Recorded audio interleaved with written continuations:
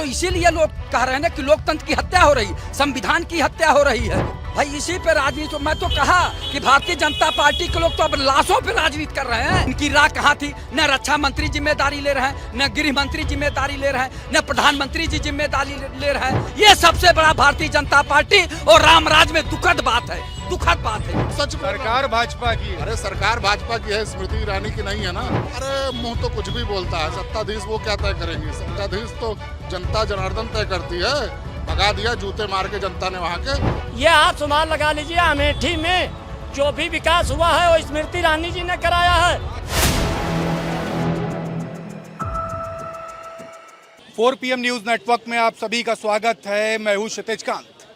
उत्तर प्रदेश में इस समय सबसे बड़ी चर्चा हो रही स्मृति ईरानी की। ज़्यादा चर्चा है, अमेठी पहुंची हैं लगभग 355 दिन बाद, हारने के बाद, और जैसे ही पहुंची कांग्रेस के तमाम कार्यकर्ताओं की ऐसी सूचना आ रही कि हाउस अरेस्ट किया गया है।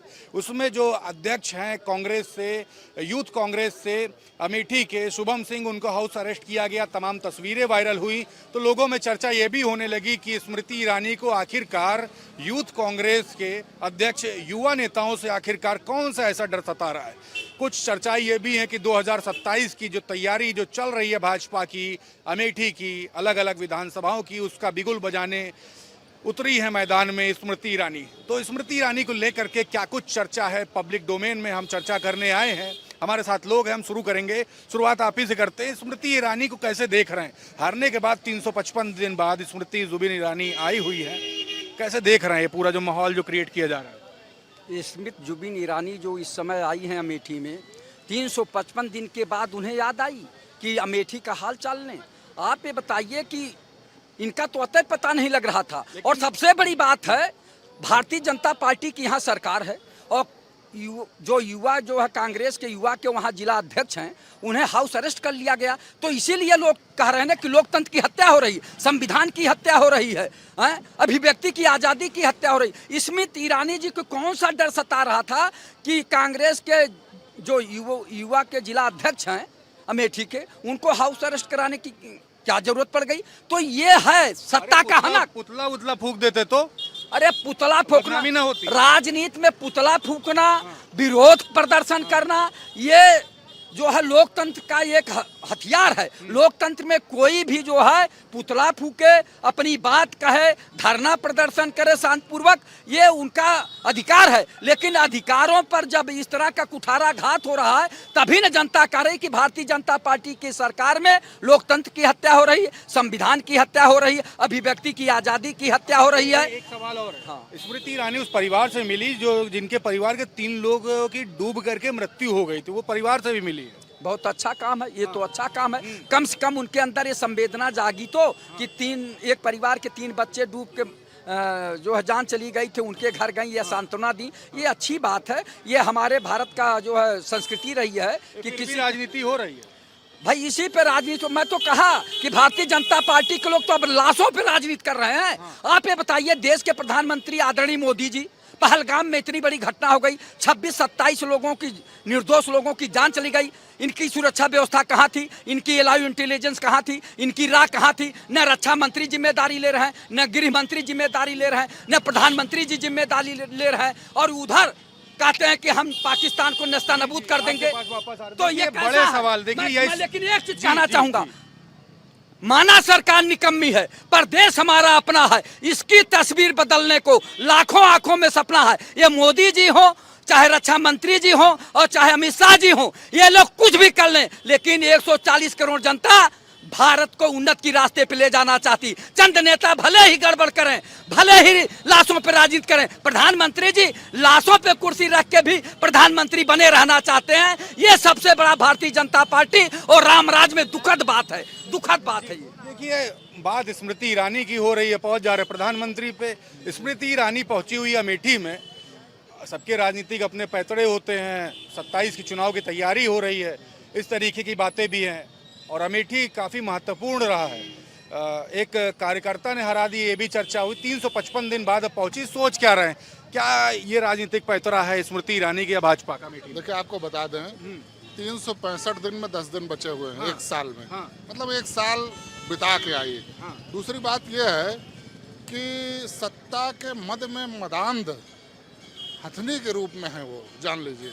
और इस समय उनका अपना सत्ता के गलियारे में अपने अस्तित्व को खोजती हुई भारतीय जनता पार्टी में, सरकार में अपने अस्तित्व को खोजती हुई वो अमेठी पहुंची हैं, क्योंकि वो एकदम मृतप्राय हो गई है भारतीय जनता पार्टी में भी। वो अनाप शनाप बोले दे रहे हैं, एकदम सच बोल रहा हूं। सरकार भाजपा की है। अरे सरकार भाजपा की है, स्मृति ईरानी की नहीं है ना। एक साल से आपने उनका कहीं इंटरव्यू देखा, कहीं कुछ देखा? उनको न सत्ता पूछ रही है, न मोदी जी पूछ रहे हैं, सब उनका उतर चुका है रंग, उनका रंग उतर चुका है। अब उनको कोई पूछने वाला नहीं है, तब वो सत्ता के गलियारे में फिर दौड़ के अपनी फील्ड तलाशने की कोशिश कर रही हैं।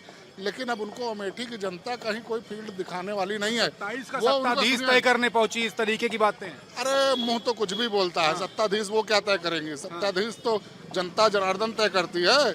भगा दिया जूते मार के जनता ने वहाँ के, जिसके ऊपर सर पे बैठती थी। मुझे याद है कि एक पाल समाज का वो था, कार्यक्रम हो रहा था वहाँ पे, तो इनको बुलाया नहीं गया था, लेकिन ये पहुँच गई, बोली कि हमको नहीं बुलाया जाएगा तो कोई कार्यक्रम नहीं होगा, यहाँ कुछ नहीं होगा। मतलब इस तरह की महिला हो के वो गुंडाई करती थी वहाँ पे, तो वहाँ की जनता ने दिखा दिया, भगा दिया। अब उनको कहीं जगह नहीं मिल रही, फिर लौट के वहाँ आ रही हैं। लेकिन उनको अमेठी की जनता, उत्तर प्रदेश की जनता, इवन पूरे भारत की जनता उनको कहीं जगह देने वाली नहीं है। वो फिर जाएंगी वहीं, ईरानी हैं, ईरान जाएंगी वो। कैसी कैसी बातें करते हैं सब, देखिए मुस्कुरा रहे थे, कैसी बातें कर रहे हैं बगल में खड़े होकर। अब उनको आपके सामने ऐसी बातें हो रही उनके हैं। शब्दों को और उनकी भाषा को, मर्यादा को क्या कहा जाए, कि अब क्या कह रहे स्मृति हैं। ईरानी 27 का सत्ताधीश तय करने जा रही कि नहीं? देखिए, स्मृति ईरानी जी भारतीय जनता पार्टी में पूर्व केंद्रीय मंत्री रही और सांसद रही। वो पूर्व लगा दिया अमेठी की जनता ने, नहीं, बताइए। ऐसा है कि देखिए, जनता जनार्दन होती है और राहुल गांधी जी को भी पूर्व लगाया था, अब श्री राहुल गांधी जी भी वहाँ से सांसद हैं। लेकिन एक सवाल है कि स्मृति ईरानी जब उतरी तो यूथ कांग्रेस के, मतलब युवा नेताओं को हाउस अरेस्ट किया गया, इस तरीके के सवाल खड़े हो रहे, तस्वीरें बहुत वायरल हो रही हैं। नहीं, वो देखिए, उन्होंने विरोध यूथ कांग्रेस से कौन सा डर है? यूथ कांग्रेस के लोगों ने उनका विरोध प्रदर्शन किया होगा, शासन प्रशासन ने उनको हाउस अरेस्ट किया होगा। ये सब राजनीति है, लोकतंत्र है, ये सब चलता रहता है। चुनाव हारने के लिए स्वर्गीय श्रीमती इंदिरा गांधी जी भी यहाँ चुनाव हार गई। ये स्वर्गीय जो राजनारायण जी आगमन से- हुआ है, इसको किस तरीके से देख रहे हैं? कौन सा ये प्लेटफॉर्म तय हो रहा है? 27 आगमन, भारतीय जनता पार्टी करोड़ों कार्यकर्ताओं की पार्टी है। यहाँ सब कार्यकर्ताओं की जिम्मेदारियां तय होती हैं और इस समय लोक माता अहिल्याबाई होलकर जी की 30 शताब्दी मनाई जा रही है। तो हर जगह मंडल वाइज, बूथ वाइज, गांव वाइज, जिले वाइज सबके कार्यक्रम लगे हुए हैं।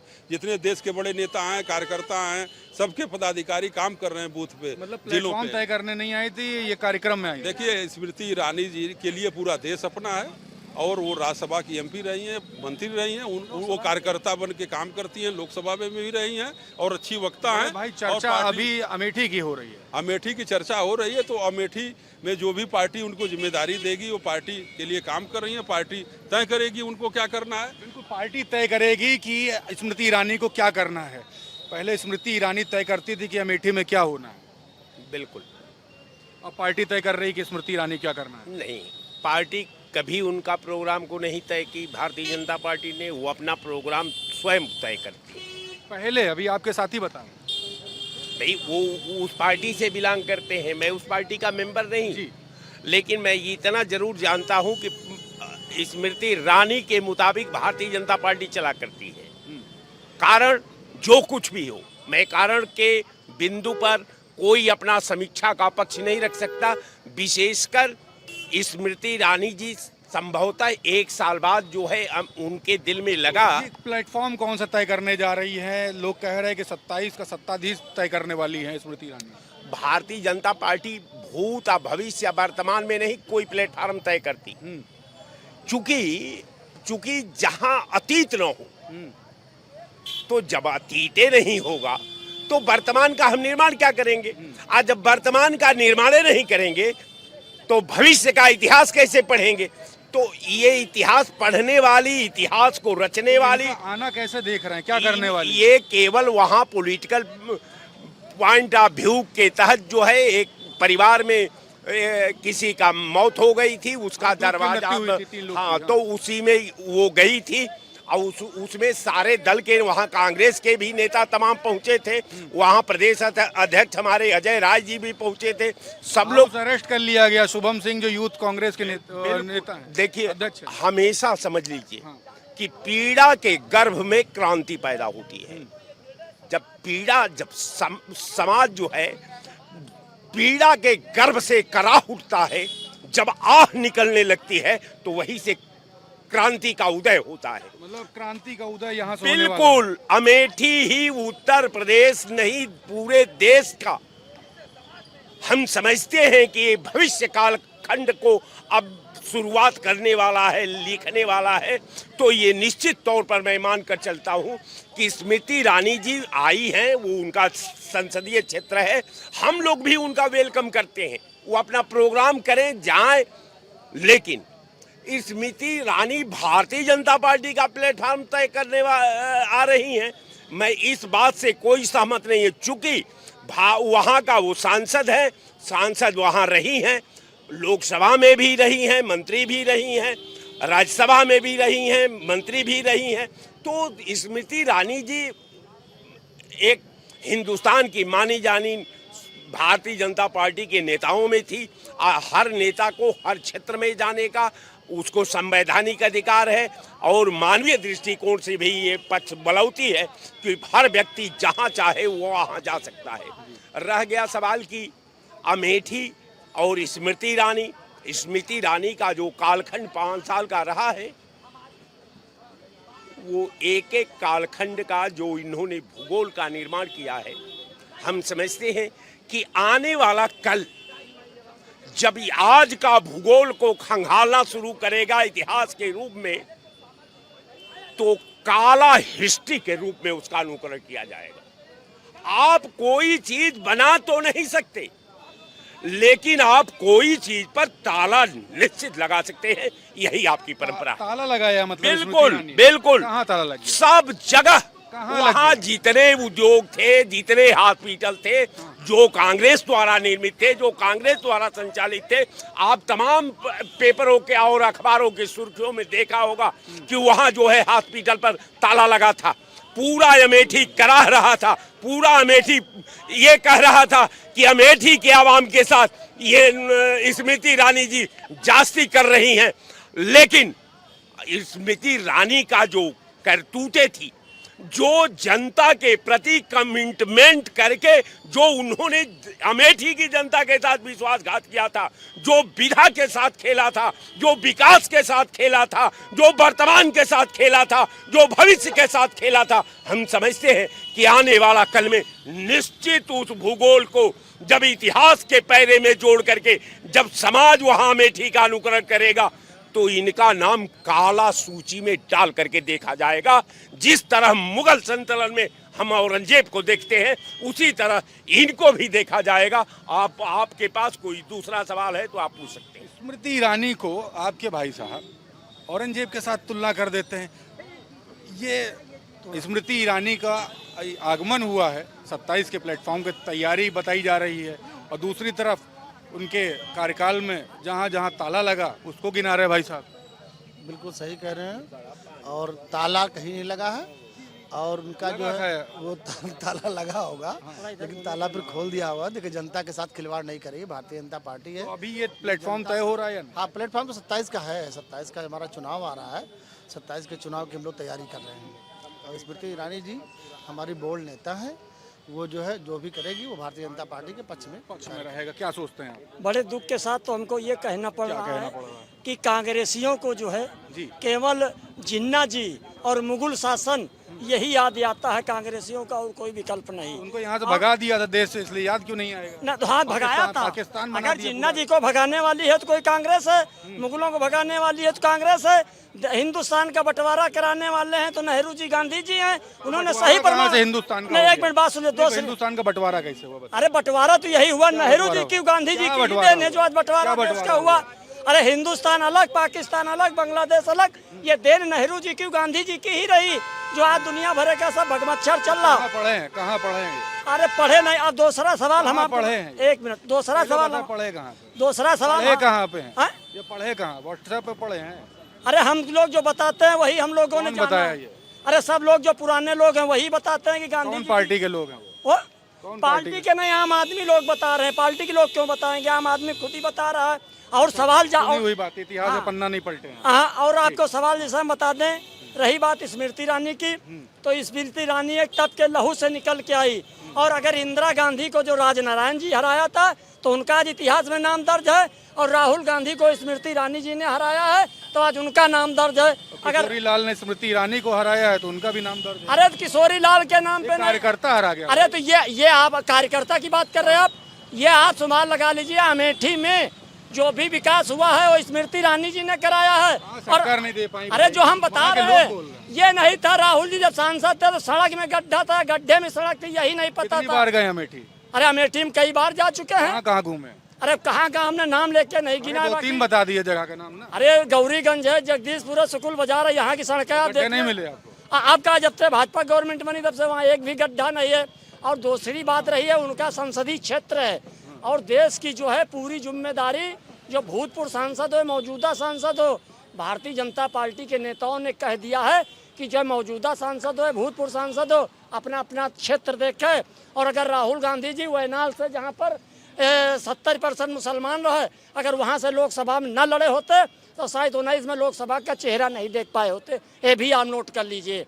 तो सवाल मुसलमान जिता रहा है। अरे मुसलमान जिता रहा है, वैनाल से जो है मुसलमान जितनी नफरत का है भाई, कई का आप ही को जिता रहा है तो दिक्कत उसमें नहीं, तो क्या? हमको भारत का नागरिक नहीं है। नहीं, भारत का नागरिक है। तो जिन्ना जी का मुगल जिन्ना कहाँ से आ गए अपने भारत में? अरे तो भारत का कहा शर्म नहीं आ रहे जिन्ना का नाम लेते हुए? शर्म तो हमको आ रहा है। हम तो पहले कह रहे थे कि पाकिस्तान को देश के नस्ल नाबूद से हम लोग तो कहते हैं नक्शे से मिट जाए। वो हमारा मुसलमान बगल को का- पाकिस्तान से काहे जोड़ रहे हो, जिन्ना से काहे जोड़ रहे हो भाई? अरे तो लोग वही लोग तो नाम सब ले रहे हैं, हम तो कौन नहीं ले रहा नाम? अरे अभी हमारे दूसरे भाई बोल रहे थे। आपका नाम क्या हुआ? हाँ? आपका नाम क्या हुआ? हमारा नाम शराफत अली हुआ। तो शराफत अली नाम दो, आप भी ले रहे हो। अरे नाम जिन्ना हम का भी नहीं। नाम ले रहे हो। जिन्ना नहीं, हमारा पाकिस्तान बगल का महादुश्मन है।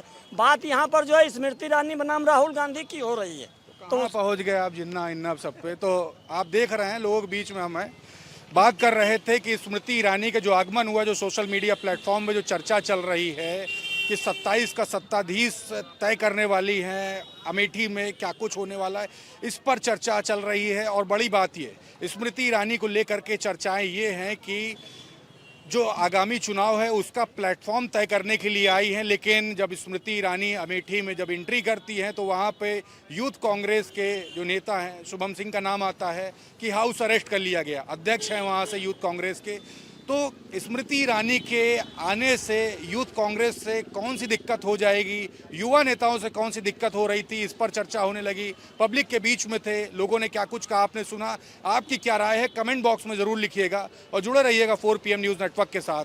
मैं हूँ क्षितिज कांत, कैमरा पर्सन शुभम के साथ 4 PM न्यूज़ नेटवर्क के लिए। धन्यवाद।